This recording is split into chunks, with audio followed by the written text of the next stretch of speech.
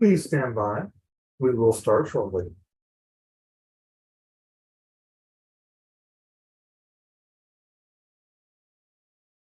Hey, Ted, could you give host or speaking access to Larisha and Angela Moody?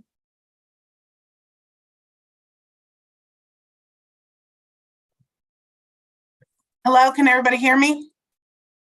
We can hear you, Larisha. Great, thank you. I have sound. We really appreciate everybody getting on and joining us. So I want to say hello and welcome to our first Indiana Pathways for Aging Public Comment Informational. I'm Larisha Ratliff, the Director of Government Affairs for Indiana Medicaid OMPP. Your feedback is very valuable to us. The waiver public comment period started on November the 8th and will end on December the 14th. We are implementing these informational sessions so that we can kind of outline the changes that we're proposing with our new pathways waiver. And again, at the end of the presentation, we will share with you how to provide your public comment. We will keep all lines muted so that our presenter can get through the presentation.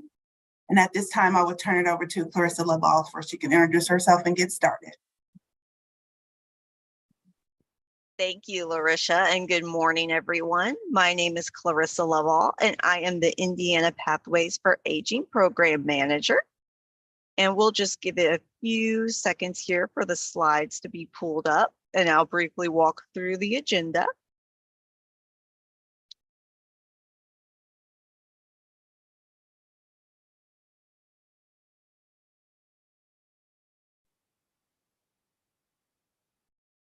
There we go. Thank you. So for our agenda for today, we already did our welcome and introductions. We're going to do a quick overview of the public comment, waiver transition overview, review the waiver draft details, the timeline for our waiver submission and public comment, and how, of course, you all can submit public comment. So what is the waiver approval process? So on a high level, so new Medicaid waivers require approval by the Centers of Medicare and Medicaid Services, which is CMS. CMS requires 90-day review period for their review. So once we gather our review, then CMS also has time to review from there. CMS has 90 days to approve or disapprove our waivers. Next slide, please. So what is a public notice and comment? So proposed rule, policy, or guidance is published and open to the public. This occurs prior to submitting amendment to the Center of Medicare and Medicaid Services, so CMS, and ensures that stakeholders have the opportunity to share thoughts, concerns, and questions about the information we are going to be submitting to CMS. And in this case, it is the Pathways Waiver. So all in all, the public comment process is a structured opportunity for the state to receive feedback on proposed changes. Next slide, please. So what is the purpose of public comment? Although it is required by federal law, we find that the public comment period is very valuable in formulating our program. It also helps to share with stakeholders the changes that are coming and get valuable feedback on both support and concerns that you have that impact our waiver proposals. It also gives us the opportunity to change areas of the proposed amendments prior to submitting for approval. And we consider each comment that is submitted from the review process, and we respond to those accordingly. Next slide, please. So why should you take the time to provide public comment? So it is the best way for our agency to hear your concerns and also your support. It assists in creating services that are meaningful and effective to the people that we serve here in Indiana.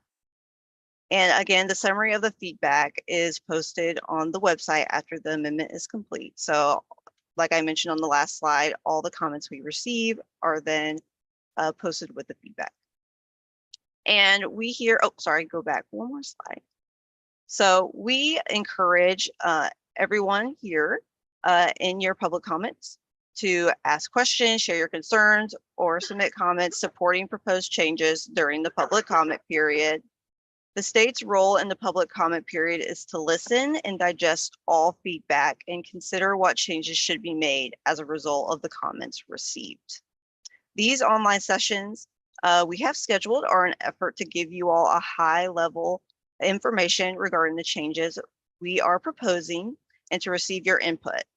If you have specific questions about proposed changes, we will likely take that information into consideration, but at this time, we will not be answering any questions during these public comment sessions.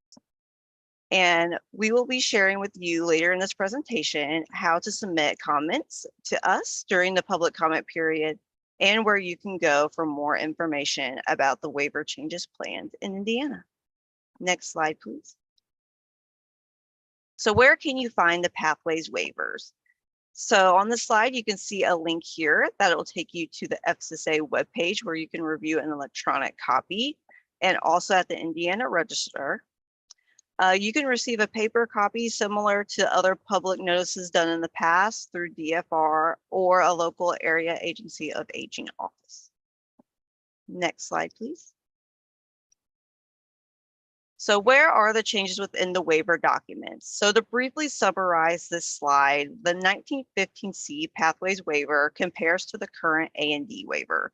There are narrative or language changes within the various sections and the appendices of the waiver. These language changes do not necessarily mean policy and procedure changes.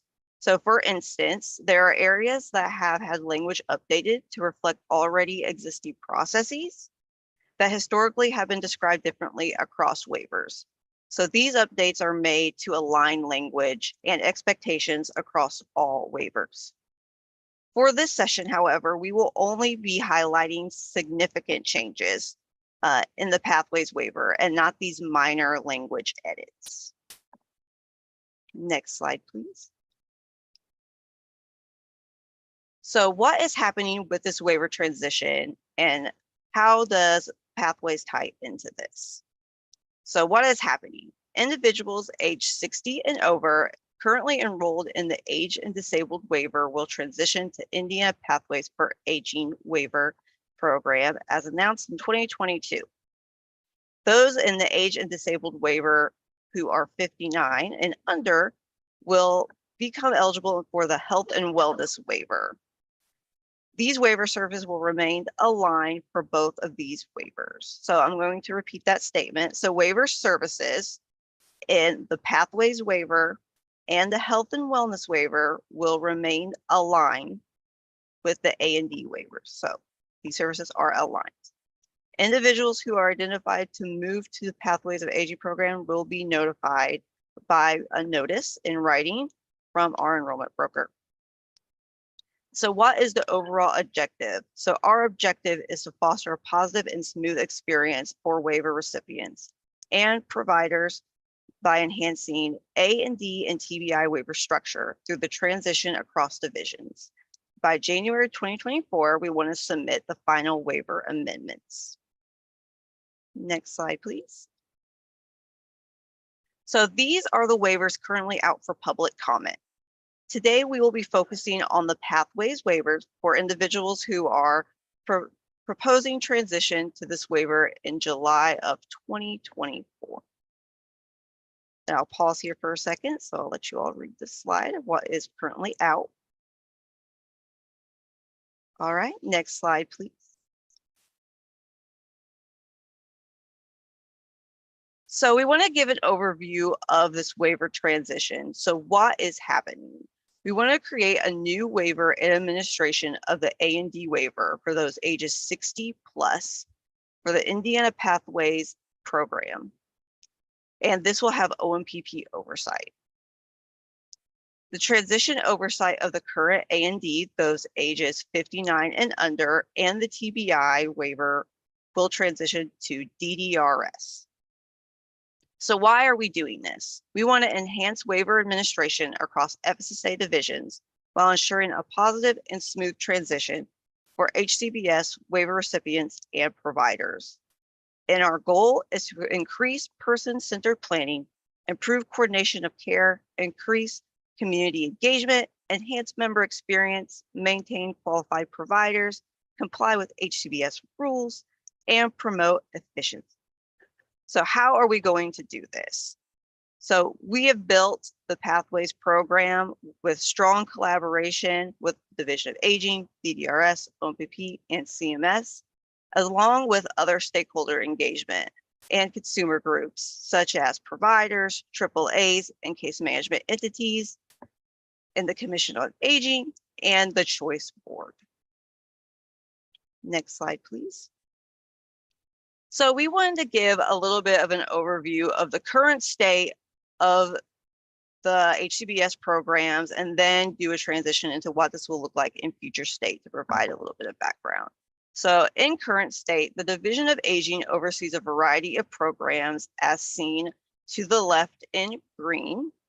This includes the Age and Disabled Waiver and the TBI Waiver, while the Division of Disability and Rehabilitative Services, so DDRS, to the right in the blue, they oversee the CIH and the FSW waivers. Next slide, please. So in the future, the A&D waiver will separate into two.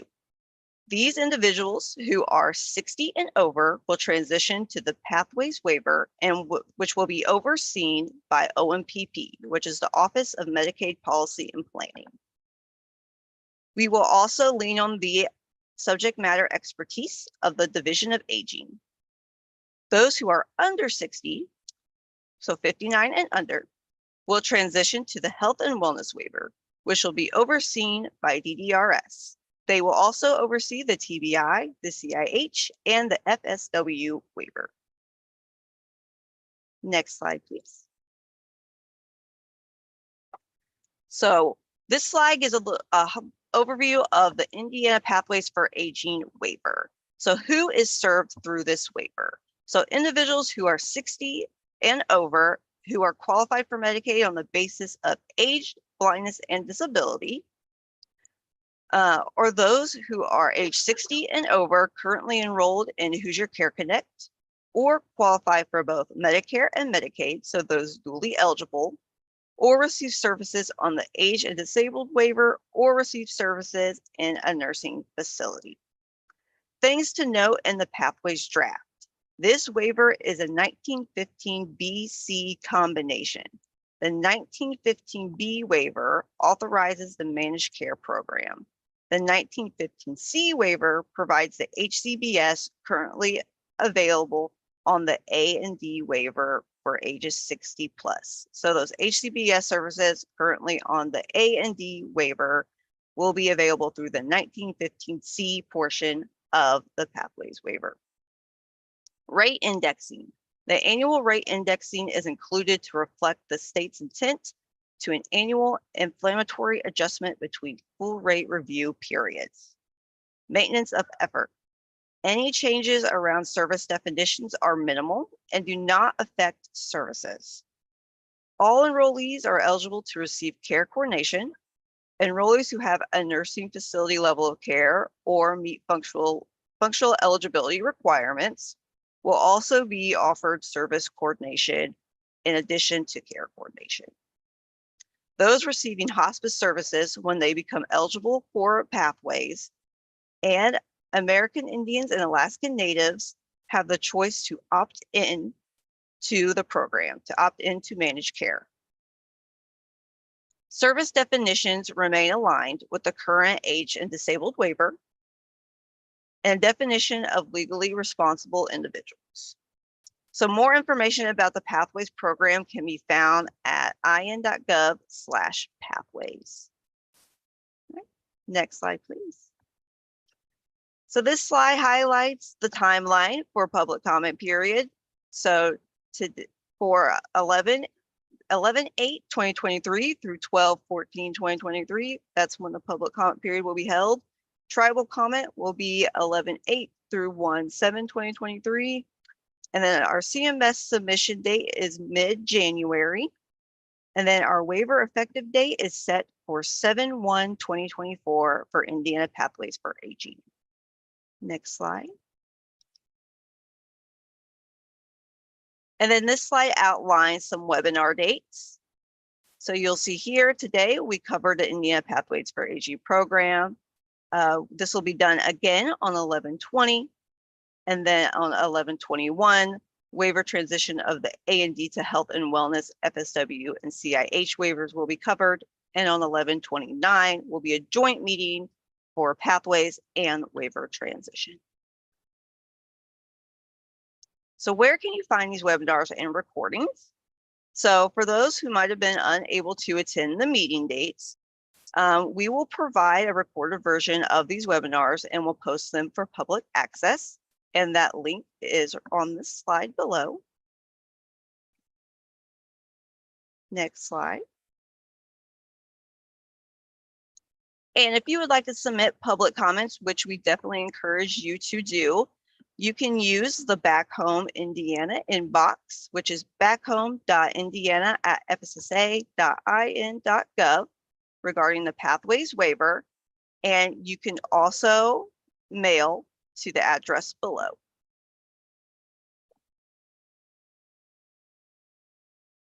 And that concludes my overview. I'll hand it back to Larisha.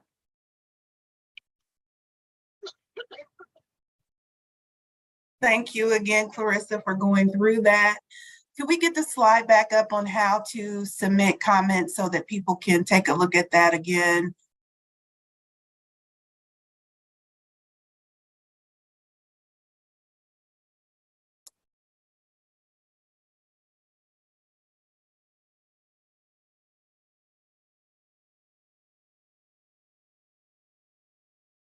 Again, thank you so much. We cannot say it enough that the feedback is very valuable. Please, you can submit your public comment at the Back Home Indiana FSSA.in.gov email address, or you can also mail your public comment to Family and Social Services Administration to our Office of Medicaid Policy and Planning, and you can make that an attention to Holly Cunningham Piggott at the address that Clarissa said, 402 West Washington Street, W374, Indianapolis, Indiana, 46204. Again, we cannot just urge you enough to please make sure you submit your comments.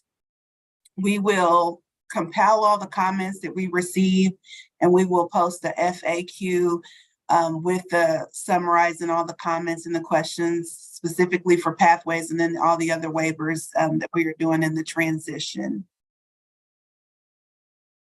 We have another presentation scheduled for November the 20th. It will present the same information. What we're trying to do is just highlight our pathways waiver, call out what we're doing with that. That next meeting again is showing 11/20. It's 11 a.m. to 12:30. And we will go over the same information that we shared with you today.